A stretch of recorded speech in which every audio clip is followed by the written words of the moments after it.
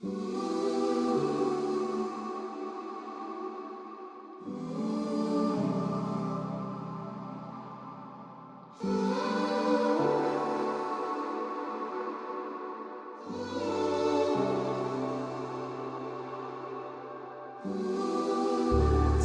pa lang nung dati kasi hindi ko siya crush talaga, hindi ako nagaganda na hindi ko siya gusto. Pero nung mga after a years, gano'n, nung nakita ko siya na lang bigla, sabi ko parang gumanda to ah. Parang iba yung dating sa akin na ito.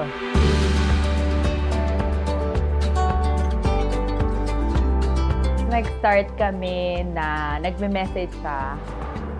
Like, kunyari, anong year ba yun? Mga 2023. Kunyari, January birthday ko, nag-happy birthday siya. Nagpaparamdam siya. Taken by the sudden silence.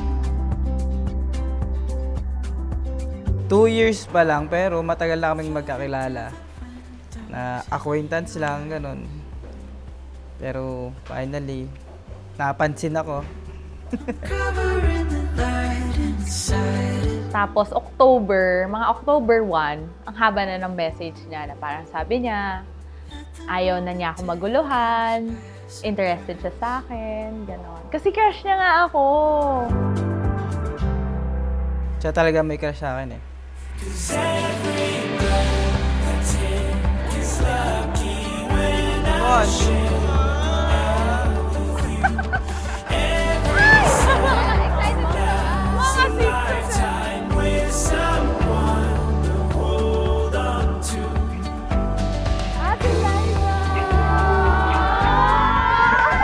Kaya pa iiyak.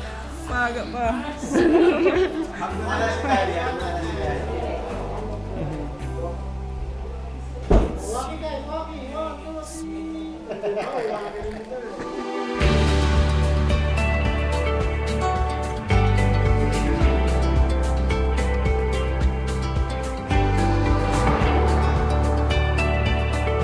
lang po. Bumayaw ka at magpakarami. Oo, tama po yan. Tsaka yung masyado siyang mainitin ang ulo. Siyang ulo. Yan ang bawasan mo. Siyang ulo. With nothing but our fingers intertwined. Forever never felt. Dinesign talaga ni Lord na ang love ay selfless. In fact, if you ask, ano nga bang opposite ng love? Most people would actually say, hate, maybe. Well, pwede rin. But the more accurate opposite, the more accurate antonym of love is selfishness.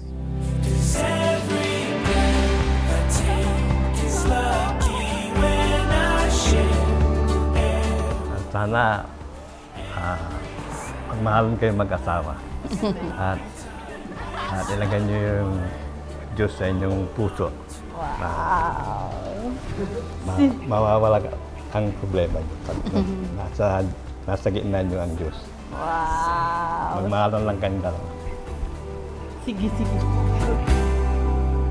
It's you that makes me.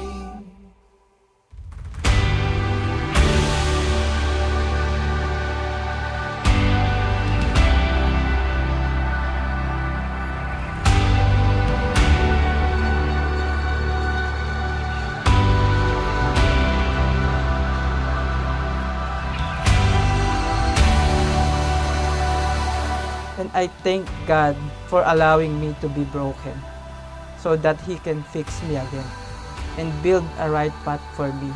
And I thank God for redirecting my life so that I can meet you.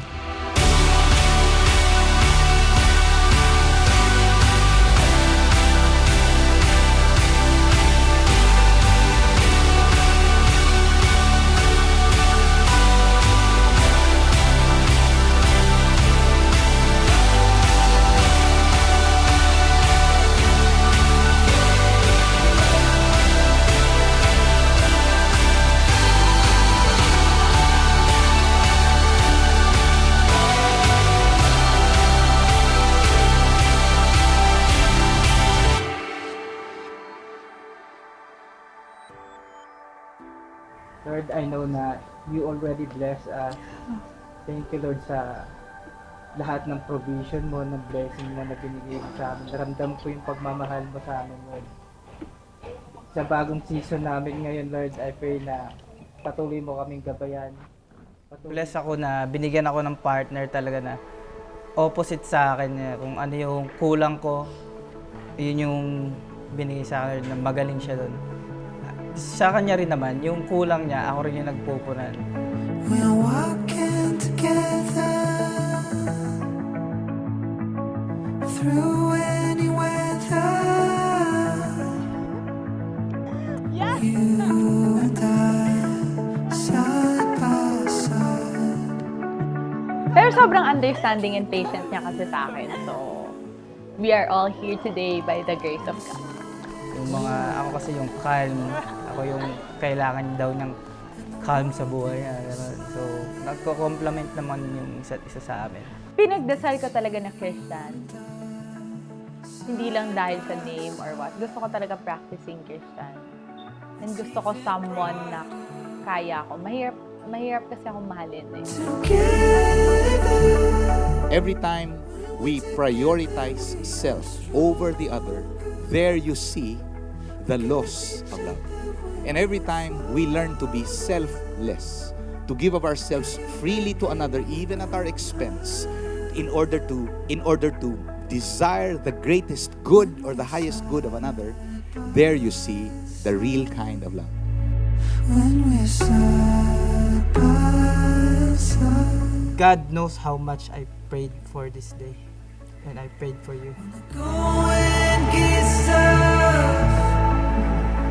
Thank God na alam ni Lord kung ano talagang mas best sa atin. Hindi man perfect ang mga araw-araw, pero alam natin may nakalaan na para sa atin. May makakasama na ako sa buhay ko, na kukulang sa kakulangan ko, gano'n. Kung ano, may helper, gano'n. Na tutulong talaga sa'yo sa mga problema mo, sa mga pagsubok na pagdadaanan mo. Thankful ako na si Jeline yung naging partner ko. Excited ako na I'll be spending the rest of my life with him. Na I'll wake up every day knowing na he'll be there beside me. Na we're gonna go through a journey na kahit hindi namin alam kung ano yung mga different seasons ng buhay namin, alam ko na we'll be together until the end.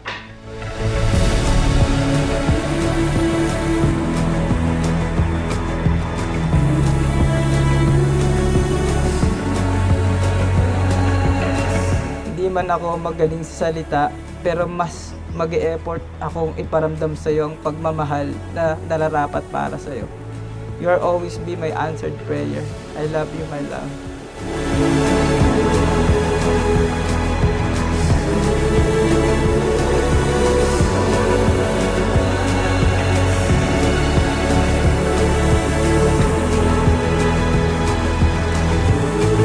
Ladies and gentlemen, I now present to you Mr. and Mrs. Christian A. C. Polisnito. Mabuhay ang bagong